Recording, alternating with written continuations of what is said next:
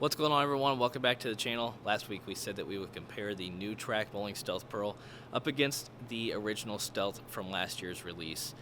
So we had those with us here today. I'm expecting a difference in down lane motion, probably where the ball picks up on a lane as well. Obviously we have one Pearl, one solid.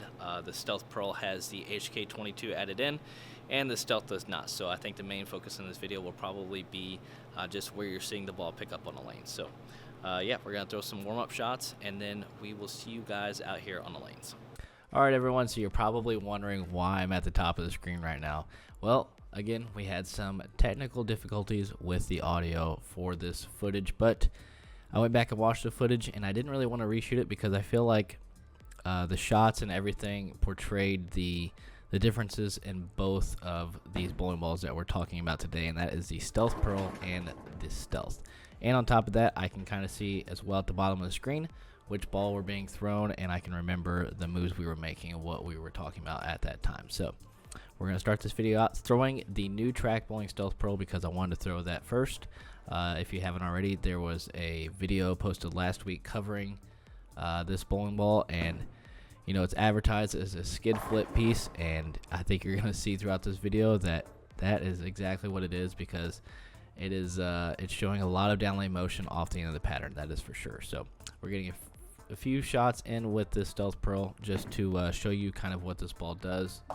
As you can see, kind of having some problems keeping it on the left side of the head pin. So I'm sure here in a few shots we will switch to the Stealth and show you what that ball does in the same area as well. We are bowling on the typical house shot here at Blue River Bowl.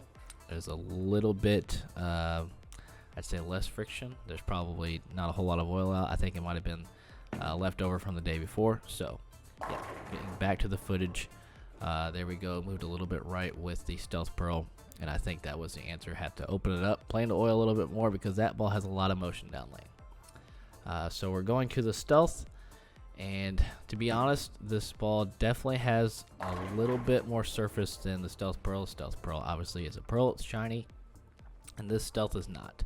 It has the QR9 solid, so you're seeing probably a little bit earlier hook. Should smooth out the down lane motion as well, and I think with those first two shots you can kind of see that. Those first two were pretty good.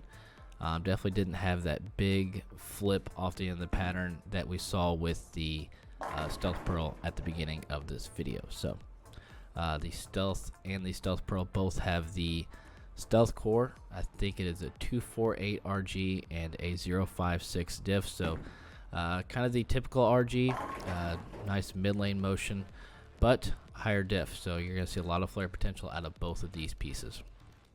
Now at this point in the video, we're moving left with the Stealth to see what kind of motion it does there. Still pretty smooth, which, I mean, before the video, that's kind of what I predicted. The Stealth Pearl, like I said, a lot of skid flip motion. The Stealth is not.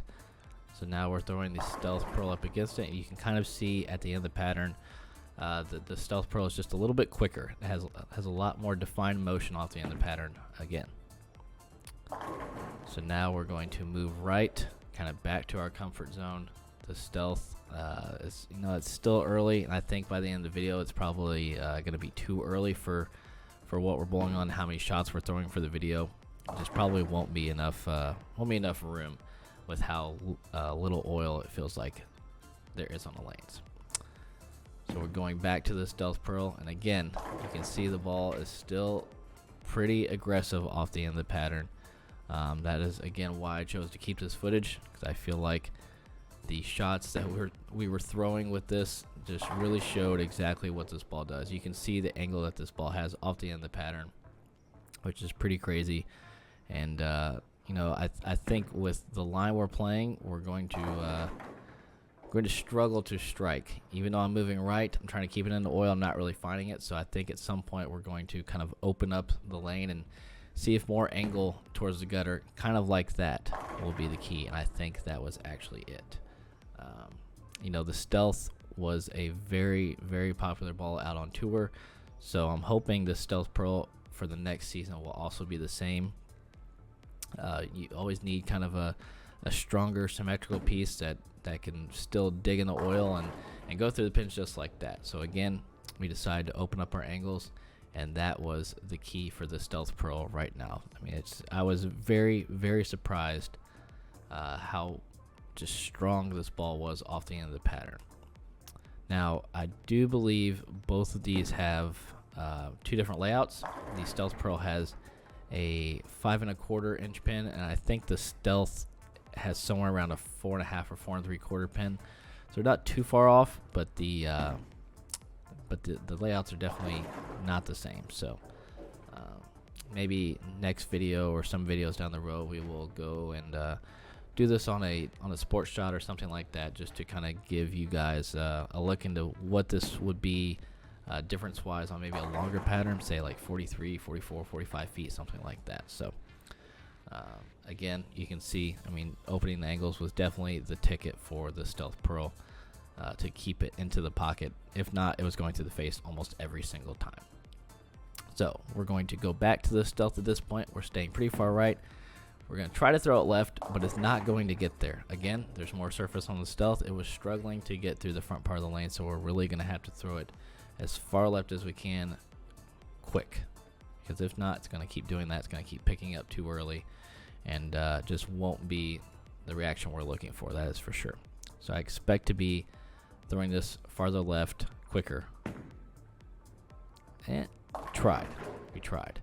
Maybe that wasn't far enough left, so maybe the next shot will get even farther left quicker, and we can figure out how to strike. But once we get to the same spot we were with the Stealth Pearl, you can see that this ball is definitely smoother. That should be the shot right there. You can see that that ball off the end of the pattern is just way smoother, way more consistent motion off the end of the pattern. The Stealth Pearl in that spot, you can see it kind of go sideways through the pins.